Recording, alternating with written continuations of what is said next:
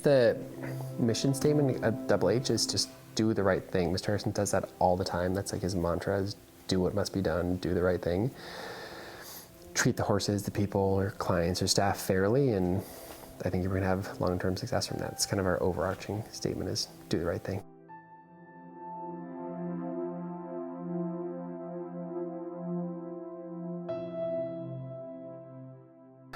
I first came to Double H when my now wife, Casey Harrison, created a job here for me pretty much when I was about 21, 22. I'd been in Europe, and Casey and I were dating, and I came home because she told me I had to, we were going to break up, and I worked for Marge Angle for a while, and then Casey said they needed a flat rider, which I think she lied and created that job and just begged her dad to give me a job. And I worked here under Derek Cairns, was the top rider at that point, and then it was sort of Grupasoa and then McLean. And I started as a flat rider and just kind of worked my way up. So I've always had a friendly relationship with them, but it all started almost 2 years ago now. We were looking for somebody to kind of fill the role of helping us ride in the flat. I off the cuff kind of asked if they had stalls for me to keep my horses, not even asking for a job. We kind of enticed her by saying we had this mare Donatella that she could ride. The more we talked and everything and kind of figured out what they needed from someone and what I wanted to do, it just fit. Maggie and I work very well together, and I think that we balance each other out quite a bit. We look at things not exactly the same way, but in the same mentality. Where when we have a problem or we're looking at something, we're trying to figure out the best way to do something, we have the same ideas, but we have different information from what we've experienced that can help each other.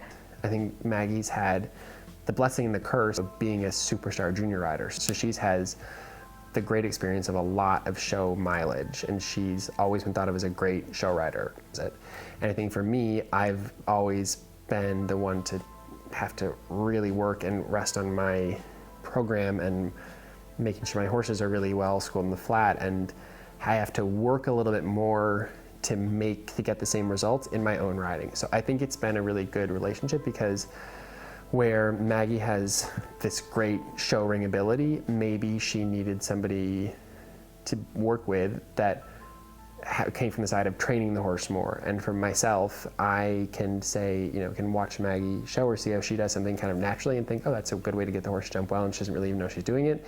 And I think I can take it myself. So I think we work really well together in that way. To have someone that you respect like that on an everyday basis and working with them, and never once do I think that he takes anything for granted. And I mean, there's times where we've been down grooms and he's here mucking stalls. So I have so much respect for him that he can run this business and literally do every aspect of it. And we have a lot of fun and we joke a lot, but we also, at the end of the day, are really serious about doing well.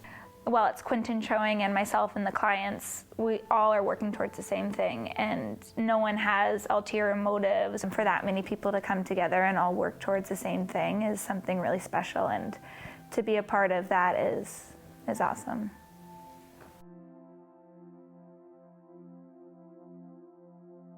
While we're the ones in the ring riding the horses, it's the people behind the scenes that help you get there and help you achieve what you want to do. It sounds corny, but Double H is a real family. Like, the Harrisons own it, they're very involved, and it's just, I don't know, we have a really good group of people. It's between Quentin, Craig, the grooms, Casey. If we have a problem with some horse or it's some question that we're trying to work out, to have that many people that with all of their own different experiences and knowledge come together. If we can't figure it out, we got a really big problem. If there's, for any reason, a horse isn't 100%, we don't push them or ask anything of them that would harm them in any way. The horse really does come first. And I think that we're also really lucky that Mr. Harrison is very conscious of the horses, and he's very aware of how the sport works, and he has an opinion, and most of the time he's completely right. When he says something to me, I'm like, yep, hit the nail on the head. He's a really amazing guy, and I'm not just saying that because he owns horses for me and whatever. I've never met anyone like him. He's so smart, so hardworking, so driven. Talk about making yourself from nothing, from nothing, has made himself into the man he is today.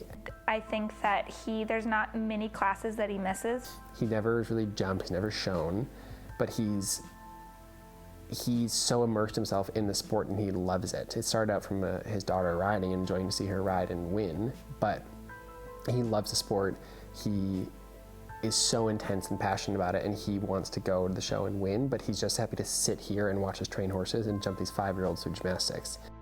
It comes off quite gruff, and his deep southern accent can be a little strong, but he is the nicest, most generous person, and he's, I think for all of us, myself, for Maggie, for McLean, for any of these riders, he really not only owns the horses for you, but he makes you feel like you can do it. And he's never mean. He can be, like, in a father figure way, tough in a disappointed way, and make you feel like, God, I have to do it better for him. But he's an amazing person.